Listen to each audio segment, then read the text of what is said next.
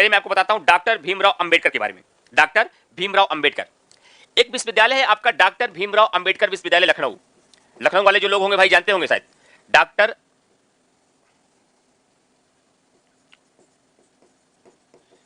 भीमराव अंबेडकर विश्वविद्यालय। अगर मैं आपको सही बताऊं इसकी स्थापना के संबंध में, तो डॉक्टर भीमराव अंबेडकर विश्वविद्यालय की स्थापना जो सही रूप से हुई थी वह 14 अप्रैल 1989 को हुई थी राजीव गांधी के द्वारा। किसके द्वारा?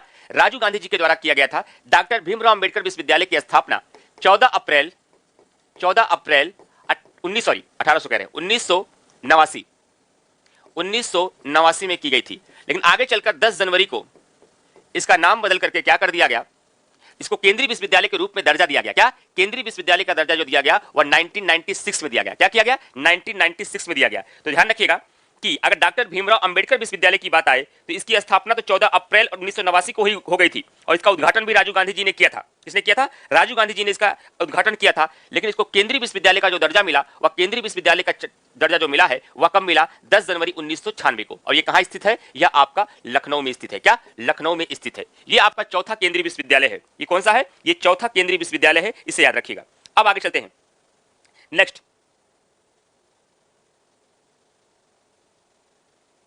अब आपको नेक्स्ट पे ध्यान रखिएगा।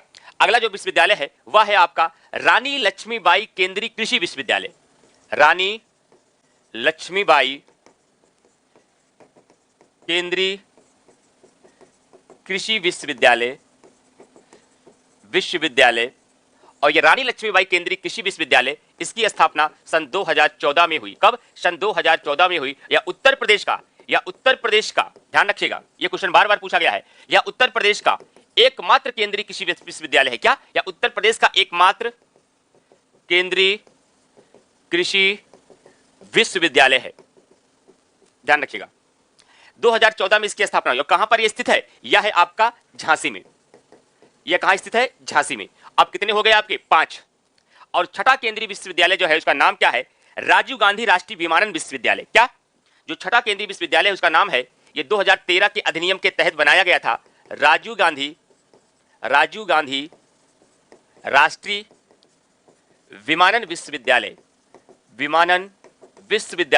यह आपका छठा केंद्रीय विश्वविद्यालय है और इसकी स्थापना 2013 में रायबरेली में संसद के अधिनियमों के द्वारा किया गया। ध्यान रखिएगा 3 के संस्थापक आपको स्पष्ट रूप से बताया गया कि अलीगढ़ मुस्लिम यूनिवर्सिटी के संस्थापक आपके सर सैयद अहमद खान हैं, इलाहाबाद विश्वविद्यालय की संस्थापक आपके विलियम गयूर हैं, बनारस हिंदू विश्वविद्यालय के संस्थापक आपके मदन मोहन मालवीय हैं।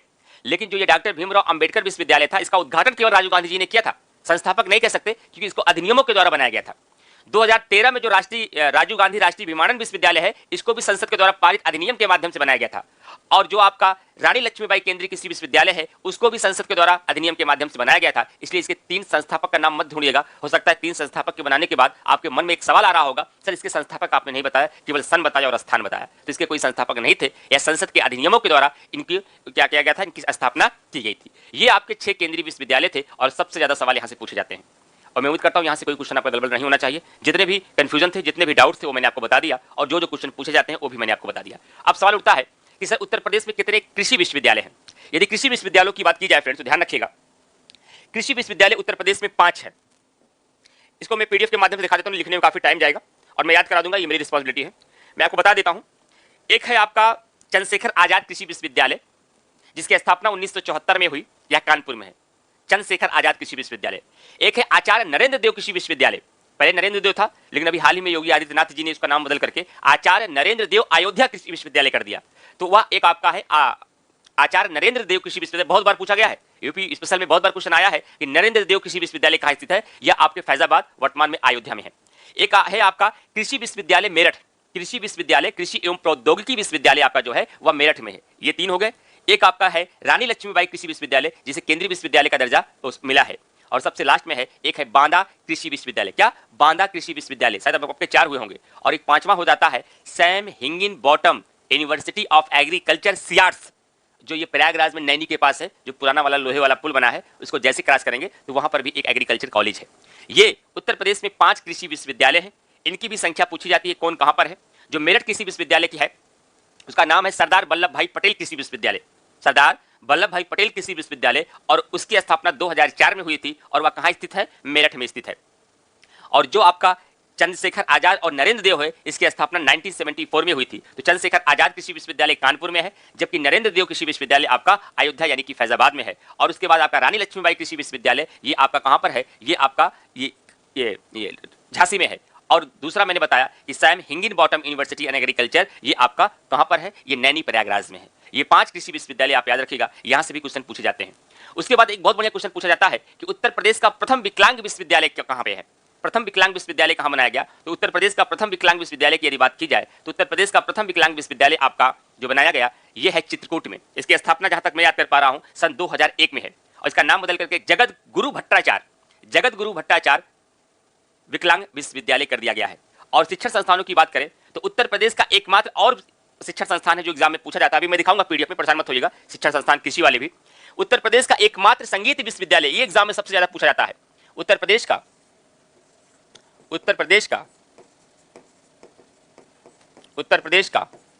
एकमात्र संगीत का विश्वविद्यालय, उत्तर प्रदेश का एकमात्र संगीत विश्वविद्यालय कौन है? उसका नाम है भातखंडे संगीत विश्वविद्यालय। भातखंडे संगीत विश्वविद्यालय। यहां से कई क्वेश्चन पूछे जाते हैं, यहां से आपके एग्जामिनेशन में कई क्वेश्चन पूछे जाते हैं कि भातखंडे संगीत विश्वविद्यालय के बारे में। देखिए इसके बारे में थोड़ा इतिहास में बताता हूं। 1926 में एक इसका पूर्व नाम क्या था? Morris College of Music. इसका पूर्व नाम था मोरिस कॉलेज ऑफ म्यूजिक, इसका पूर्व नाम था। और इसकी स्थापना 1926 में हुई थी। इसकी स्थापना 1926 में हुई थी, और 1960 में इसका नाम बदल करके भातखंडे संगीत विश्वविद्यालय कर दिया गया। और आगे चलकर सन 2000 में, कुछ किताबों में 2001 दिया है, लेकिन नवंबर 2000 में ही दर्जा मिल गया था। अगर ऑप्शन में 2000 2001 दोनों रहे तो आप 2000 लगाइएगा, और 2001 ही दिया रहे तो 2000 आप 1 लगा सकते हैं। तो इसे डीम्ड विश्वविद्यालय का दर्जा जो मिला वह शायद 26 अक्टूबर 2000 को मिला था। डीम्ड विश्वविद्यालय का दर्जा जो मिला है वह 26 अक्टूबर 2000 को मिला है। इतने क्वेश्चन यहां से पूछे जाते हैं, मैं समझाता हूं फिर से। पहला क्वेश्चन पूछा जाएगा कि भातखंडे संगीत संस्थान उत्तर प्रदेश का एकमात्र संगीत संस्थान है, यह उत्तर प्रदेश के किस जिले में स्थित है? तो यह उत्तर प्रदेश के लखनऊ में स्थित है। अगर लखनऊ के रहने वाले लोग हैं तो मैं आपको बताता हूं, हजरतगंज चौराहा से आप सीधा जाइए, एक चौराहा पड़ेगा परिवर्तन, और परिवर्तन चौराहा को आगे क्रॉस करेंगे, सीधा आपको भातखंडे संगीत संस्थान मिलेगा, जहां पे गदर की शूटिंग हुई थी, उसी के जस्ट लेफ्ट साइड में। अगर कभी लखनऊ वाले रहने वाले लोग होंगे तो वहां जाकर देखिएगा। रामभद्राचार्य विश्वविद्यालय है नाम सर चित्रकूट में। हाँ, जगत गुरु रामभद्राचार्य विश्वविद्यालय है नाम सर चित्रकूट में। हाँ बिल्कुल, पहले उसका नाम क्या था? विकलांग विश्वविद्यालय नाम था ऋषभ पांडे जी, और उसका नाम अभी क्या कर दिया गया है? जगत गुरु रामभद्राचार्य विश्वविद्यालय चित्रकूट कर दिया गया। ठीक है, चलिए। उसके बाद मैंने आपको बताया कि लखनऊ में आपका कौन सा है? संगीत विश्वविद्यालय एकमात्र है, इसका नाम है भातखंडे संगीत विश्वविद्यालय। इसकी स्थापना तो 1960 में इसलिए बोलते हैं जैसे कि अलीगढ़ की स्थापना 1920 बोलते हैं, जबकि वह किसका परिणाम है? वह परिणाम है मोहम्मदन एंग्लो ओरिएंटल कॉलेज का। उसी तरीके से भातखंडे संगीत संस्थान का पूर्व नाम, देखिए इसमें विवाद था, पहले 1966 बताया जाता था, लेकिन उत्तर प्रदेश लोक सेवा आयोग ने अपने एक उत्तर में इसको 1960 को प्रमाणिक माना। अलग अलग किताबों में पहले 1966 आता था, अभी भी कुछ किताबों में 1966 दिया है। तो भातखंडे संगीत संस्थान की स्थापना 1966 दिया है, लेकिन एक बार प्रश्न आया 2013 या 14 में, तो आयोग ने इसको संशोधित करके अपनी उत्तर कुंजी में इसको 1960 माना। तो तब से अब इसको यही बताया जाता है। कभी कभी एक बार मैंने भी इसको 1966 ही बताया था। हाँ कंचन जी, मैं हूं लखनऊ की सर, तो लखनऊ में होंगे तो जाते हो। हाँ, कैसरबाग वाला एरिया आता है। नहीं बिल्कुल मैं लखनऊ का नहीं हूँ, मैं हिंदुस्तान का हूँ, मैं भारत का हूँ। और भारत की किसी भी जगह की बात करेंगे तो अगर आप भी पढ़ते हैं तो इतिहास भूगोल पढ़ते हैं तो आप बता ही देंगे, चाहे बिहार के बारे में पूछा जाए, चाहे उड़ीसा के बारे में बताया जाएगा। अब हम तो यूपी स्पेशल पढ़ा रहे हैं, आपको हर यूपी स्पेशल के हर जिलों के बारे में ऐसे बारीक से बताएंगे। आपको समस्तीपुर पश्चिम बिहार, आपको मैंने बताया कि बाई तरफ बोर्ड लगाए तो आप लोग कहेंगे कि रायबरेली के हैं सर आप। और फिर आप बात करेंगे पेपर टेक्नोलॉजी, तो मैं बता दूंगा वो बाई तरफ स्टेशन के सामने है। तो बहुत सारी चीजें देखी भी गई हैं, बहुत सारी चीजों को जाना भी जाता है। तो इसका मतलब ये नहीं होगा मैं लखनऊ से हूँ, ऐसा कुछ नहीं। चलिए आगे चलते हैं फ्रेंड्स। तो मोरिस कॉलेज ऑफ म्यूजिक इसका पूर्व नाम था।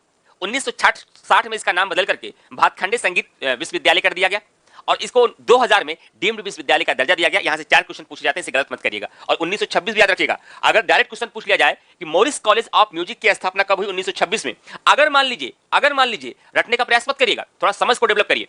अगर कभी एग्जामिनेशन में क्वेश्चन पूछ ले कि भातखंडे संगीत संस्थान की स्थापना कब हुई, ऑप्शन में दे दे 1920, 1922, 1926, 1930, आप कहेंगे सर ने तो 1960 बताया था, वो तो ऑप्शन में दिया ही नहीं, तो क्वेश्चन ही इनवैलिड है, हम करेंगे ही नहीं, ऐसा मत करिएगा। इसका मतलब अब एग्जामिनर आपसे जानना चाह रहा है कि इसका पूर्व में जब स्थापना हुई थी तब कब हुई थी, तब आपको ये आंसर देना होगा। जैसे जब कभी भी ये पूछा जाता है कि डॉक्टर भीमराव अंबेडकर का संविधान सभा से कहां से चुने गए थे, हम आंसर लगाते हैं मुंबई।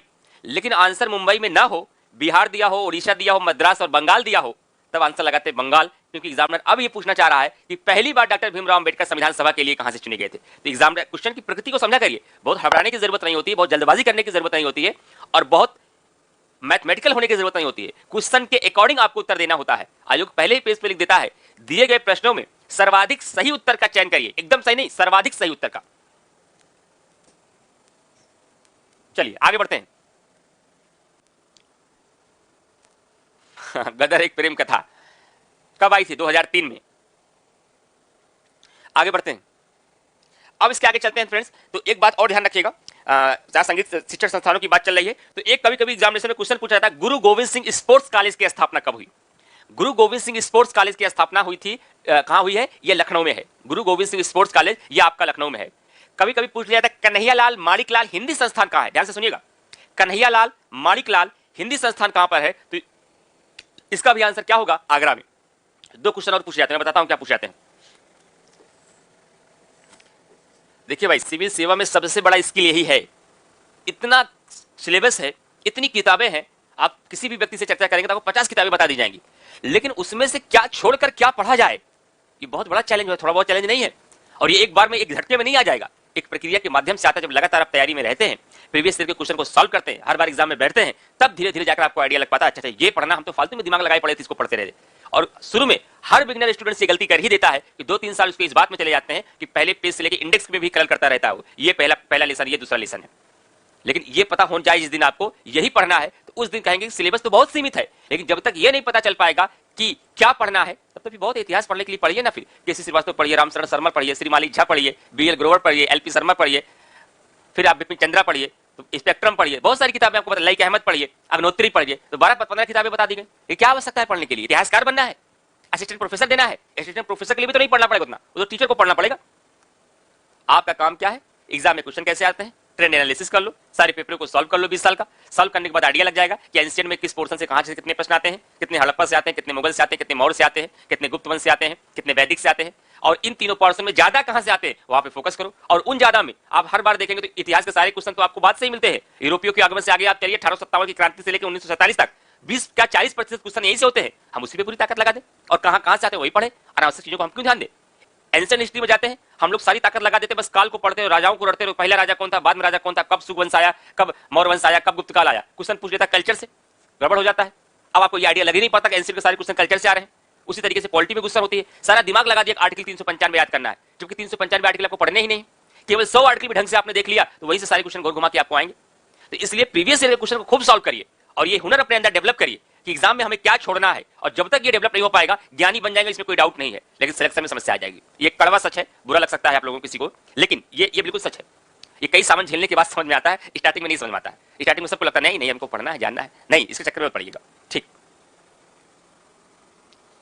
करते करते सर्वाधिक गलत कर देते हैं।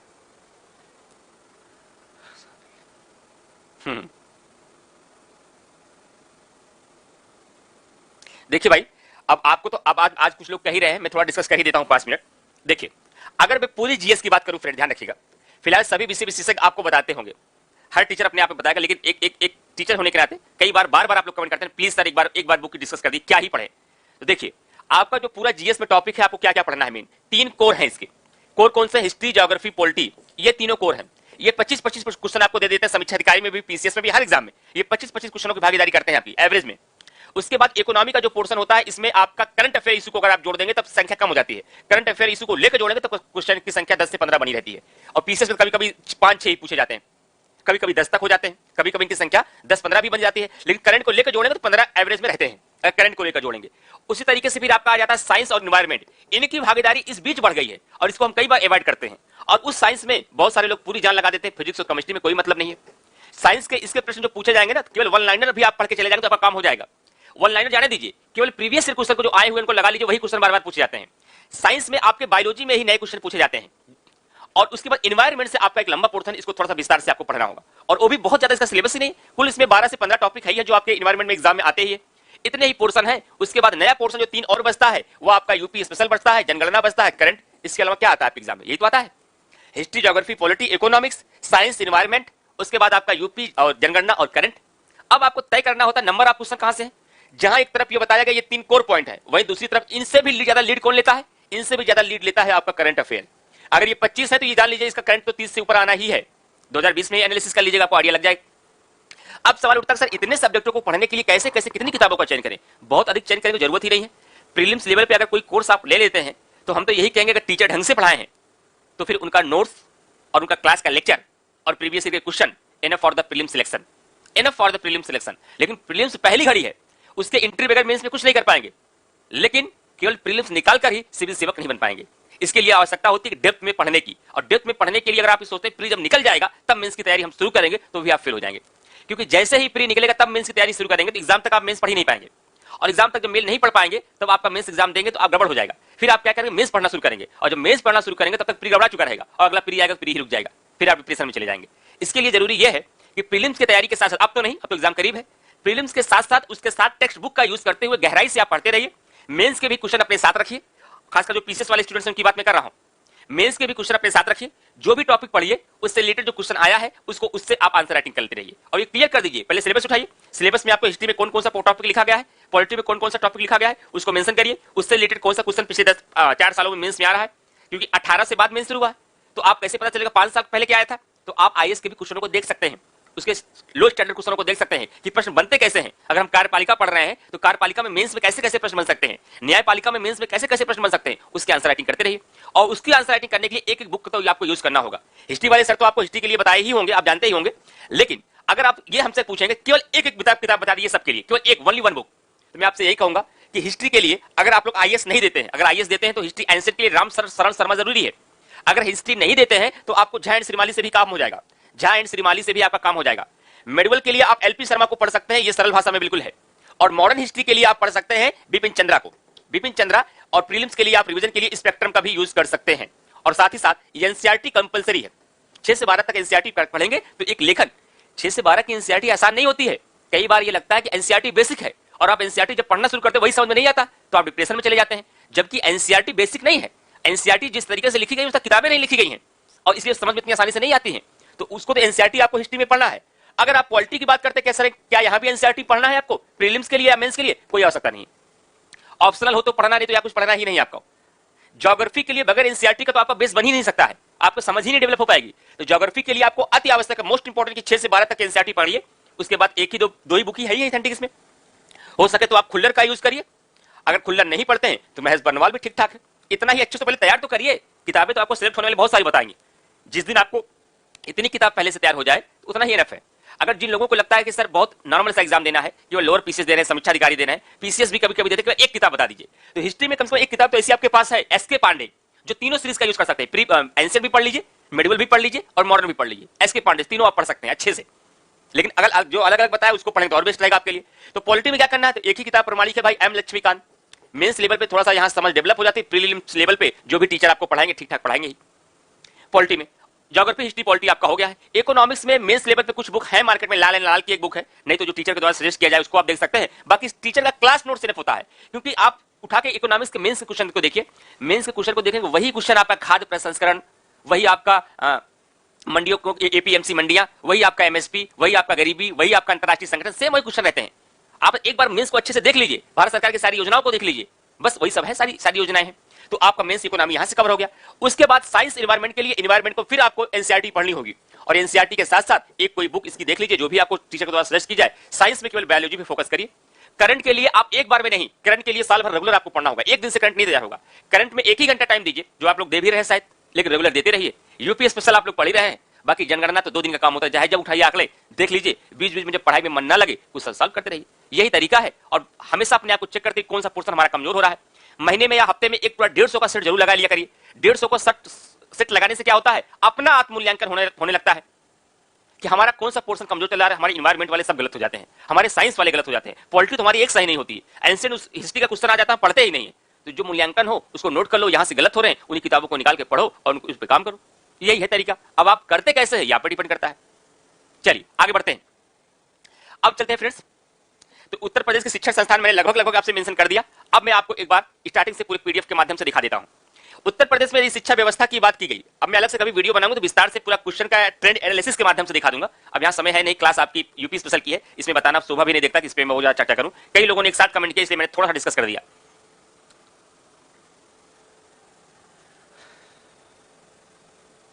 शिवम जी नहीं, अभी प्री दीजिए, जब आप शुरू ही किए तो पहला प्रीलिम्स से प्रीलिम्स करिए, उसके बाद मेंस स्टार्ट कर दीजिए।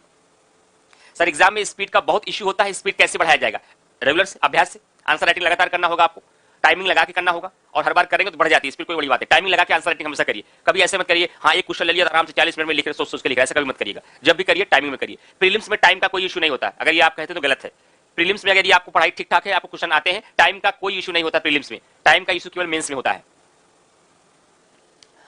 उत्तर प्रदेश शिक्षा व्यवस्था, तो उत्तर प्रदेश में शिक्षा व्यवस्था का जन्म अंग्रेजी शासनकाल में हुआ। कब? अंग्रेजी शासनकाल में हुआ। और प्रदेश का पहला कॉलेज म्योर सेंट्रल कॉलेज 1858 में इलाहाबाद में ब्रिटिश शासकों ने स्थापित किया था, और इसे प्राथमिक स्तर से विश्वविद्यालय स्तर तक की शिक्षा का संचालन करने का अधिकार था। और 25 जुलाई 1972 में उत्तर प्रदेश बेसिक शिक्षा परिषद, उत्तर प्रदेश बेसिक शिक्षा परिषद की स्थापना हुई। यह क्वेश्चन पूछा जाएगा, इसको छोड़ दीजिएगा, सन याद रखिएगा। बेसिक शिक्षा को अधिक प्रभावी तथा गतिशील बनाने के लिए वर्ष 1985 में बेसिक शिक्षा निदेशालय की स्थापना की गई, यह भी पूछा जाएगा। 26 जुलाई 2011 को उत्तर प्रदेश निःशुल्क एवं अनिवार्य बाल शिक्षा अधिकार लागू किया गया। अब आप कहेंगे नहीं सर बाल शिक्षा अधिकार तो शिक्षा का अधिकार 2009 में आया, 10 में लागू हुआ। ओ भैया भारत का है, ये उत्तर प्रदेश की बात कर रहे हैं। और 26 जुलाई 2011 को उत्तर प्रदेश निःशुल्क एवं अनिवार्य बाल शिक्षा अधिकार लागू किया गया, और उत्तर प्रदेश 17 शिक्षा मंडलों में बांटा गया। कितने? उत्तर प्रदेश 17 शिक्षा मंडलों में बांटा गया है। आगे बढ़ते हैं। उत्तर प्रदेश में स्थित प्रमुख शिक्षा संस्थानों की बात की जाए, पूरा नोट्स आपके पास मिलेगा, केवल आप मैपिंग पे काम करते रहिए याद करने के लिए। पता नहीं आप लोग कर रहे हैं या नहीं। अभी तो मैं आपको नहीं दिखा सकता, अभी तो अगर मैं बोर्ड पे लगाया होता मैं दिखाता, कल कुछ स्टूडेंट के आपके मैं कारनामे दिखाता, किस तरीके से उन लोगों ने मेहनत की है। फिर भी मेरे पास एक है, मैं आपको अगर देख सके तो मैं दिखाता हूं आप लोगों को। कल मैं अपने इंडिविजुअल क्लास में